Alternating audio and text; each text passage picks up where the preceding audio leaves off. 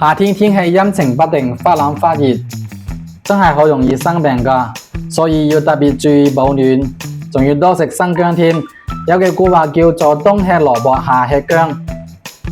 夏天雖然熱辣辣，但好多人都中意嘆冷氣、吹風扇、飲凍嘢、食冰鎮水果，呢啲行為就好容易令寒氣入晒身，將到脾胃嘅陽氣搞到內寒。再加上夏天濕氣重，而生薑性溫，可以溫中散寒，仲有健脾祛濕嘅功效。從五行角度嚟睇，夏天同心臟都屬火，夏天陽氣最旺盛，而人體內部嘅心火都相對旺盛。但如果心火太旺，就好可能會搞咗好多其他問題。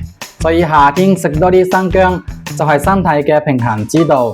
喺其他季節食太多生薑，可能會有心陽散發得太過嘅風險，而喺夏天呢個風險就大大降低。冬吃蘿蔔都係同樣一個道理。